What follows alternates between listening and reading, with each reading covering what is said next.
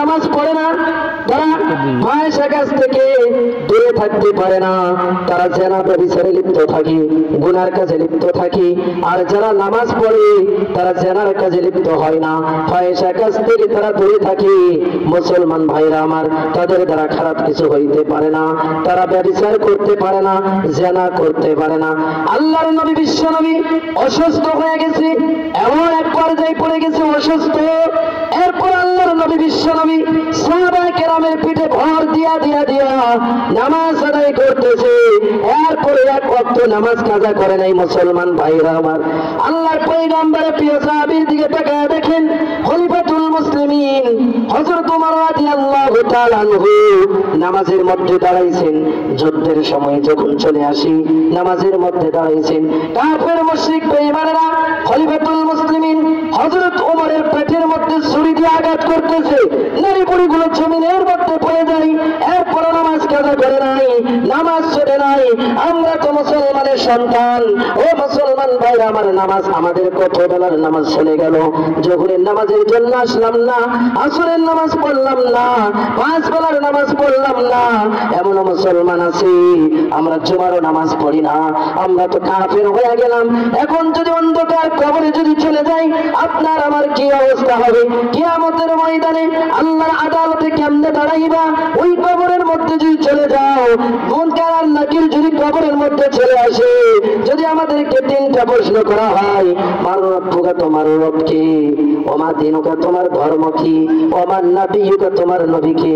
মুসলমান ভাইরা আমার, ও যুবক ভাইরা, ও বৃদ্ধ বাবারা, পর্দার অন্তরালের মা, কেমনে আল্লাহর কাছে জবাব দিবা?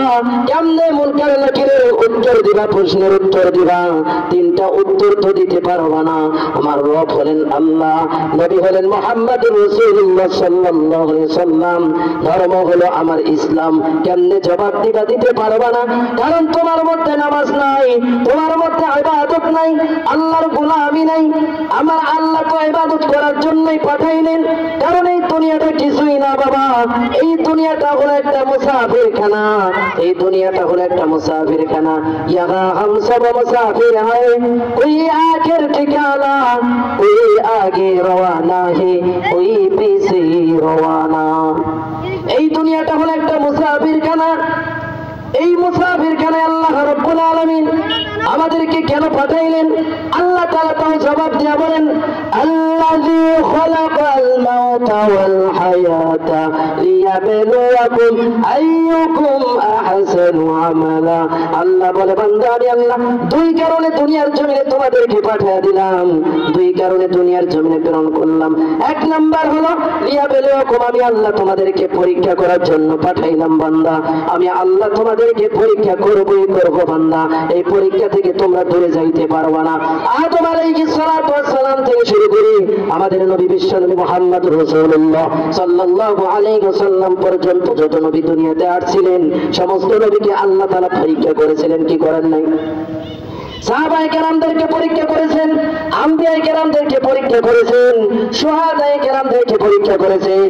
শুধু তাই না, শুধু তাই না, কোন ঈমানদার, কোন মুসলমান নাই, কোন মুত্তাকিন বান্দা নাই যে পরীক্ষা ছাড়া অন্ধকার কবরে আছে। না না, যে যত বড় ঈমানদার তার তত বড় পরীক্ষা। কথা বলেন ঠিক না বেঠিক? 2 নাম্বার আল্লাহ তাআলা বলেন, আইয়ুকুম আহসানু আমালা, তোমরা কে কতদূর ভালো আমল করতে পারো সেটা দেখার জন্য আমি আল্লাহ পাক রব্বুল আলামিন তোমাদেরকে দুনিয়ার জমিনে প্রেরণ করলাম। 1 নাম্বার হলো পরীক্ষা, 2 নাম্বার হলো নেক আমল, আমলে সালেহ। এই পরীক্ষা আল্লাহ রব্বুল আলামিন আমাদেরকে করবেই করবে। আমরা যদি নামাজ পড়ি তাও পরীক্ষা করবে। কেমনে পরীক্ষা করবে?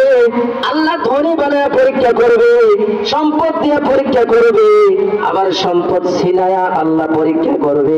এই সাহাবায়ে কেরামদেরকে রাখতে বলেন, ও সাহাবায়ে কেরাম, যারা নামাজ পড়ে না, যারা নামাজ আদায় করে না, নামাজ পড়ার জন্য যারা মসজিদে আসে না, আল্লাহর ঘর, আল্লাহর কুদরতি কদমে সিজদা দেওয়ার জন্য আসে না, তারা আমার উম্মতের অন্তর্ভুক্ত হইতে পারে না।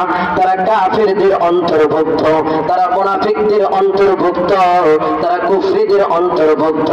আমি আল্লাহর কাছে তাদের কোনো ভ্যালু নাই, তাদের কোনো দাম নাই। আল্লাহর পয়গম্বর বলেন, তারা কাফেরদের অন্তর্ভুক্ত। আন জাবের রাদিয়াল্লাহু তাআলা আনহু থেকে হাদিসটি বর্ণনা করা হয়, তিনি বলেন আল্লাহর পয়গম্বর জনাব রাসূলুল্লাহ সাল্লাল্লাহু আলাইহি ওয়াসাল্লাম বলেন, মুনাফিক আর মুমিনদের মধ্যে ব্যবধান কি, তাদের মধ্যে পার্থক্য কি? বলে নামাজ তরক করা। কাফেররা নামাজ পড়ে না, কাফেররা কোরআন তেলাওয়াত করে না, কাফেররা নামাজ তরক করে। আজকে মুসলমানের ঘরে তাকিয়ে দেখেন, মুসলমানের সন্তান হওয়ার পর নামাজ পড়ে না, নামাজ পড়ে না। তাহলে আপনিও তো নামাজ পড়েন না, কাফেররা তো নামাজ পড়ে না। মুসলমান ভাইরা আমার, এখন চিন্তা করে দেখেন কাফের আর মুনাফিক, কাফের আর মুসলমানের ভিতরে পার্থক্য কি, ব্যবধান কি? কাফেররা তো মসজিদ মাদ্রাসা পছন্দ করে না, তারাও তো নামাজ পড়ে না। আমি আপনি মুসলমান, আশরাফুল মাখলুকাত, সৃষ্টির সেরা মানুষ। আল্লাহ তাআলা আমাদেরকে মানুষ বানায় পাঠাইলেন, শুধু তাই না, শুধু তাই না, আল্লাহ তাআলা আমাদেরকে মুসলমান বানাইলেন। আল্লাহ চাইলে তো আমাদেরকে ইহুদি বানাইতে পারতেন, খ্রিস্টান বানাইতে পারতেন, আল্লাহ চাইলে তো আমাদেরকে নাস্তিক বানাইতে পারতেন, বিধর্মী বানাইতে পারতেন। কিন্তু আমার আল্লাহ আমাদেরকে নাস্তিক বানাই নাই, আমাদেরকে ইহুদি বানাই নাই, আমাদেরকে বিধর্মী বানাই নাই। আল্লাহ তাআলা আমাদেরকে বানিয়েছেন মুসলমান। লক্ষ কোটি কোটি মানুষের মধ্য থেকে যাচাই বাছাই করে আমার আল্লাহ মুসলমান বানাইছেন। শুধু তাই না, শুধু তাই না, আমার আল্লাহ মুসলমান বানায়া আমাদেরকে ঈসা নবীর উম্মত বানাইতে পারতেন, মুসা নবীর উম্মত বানাইতে পারতেন, সুলাইমান পয়গম্বরের উম্মত বানাইতে পারতেন। মুসলমান ভাইরা আমার, অন্য অন্য নবীর উম্মত বানাইতে পারতেন। কিন্তু আমার আল্লাহ এমন নবীর উম্মত বানাইছেন যেই নবী জান্নাতে না যা পর্যন্ত অন্য কোন নবী জান্নাতে যাইতে পারবে না। এমন নবীর উম্মত আল্লাহ রাব্বুল আলামিন আমাদেরকে বানাইলেন। শ্রেষ্ঠ নবীর উম্মত হওয়ার পর, মুসলমানের ঘরে জন্মগ্রহণ করার পর আল্লাহর ইবাদত, শ্রেষ্ঠ ইবাদত নামাজ, সেই নামাজ থেকে আমরা আজকে গাফেল, সেই নামাজ থেকে আমরা আজকে গাফেল, নামাজ থেকে অনেক দূরে সরে গেছি। কিন্তু এই নামাজের ব্যাপারে আল্লাহর পয়গম্বর কঠোর ছিলেন।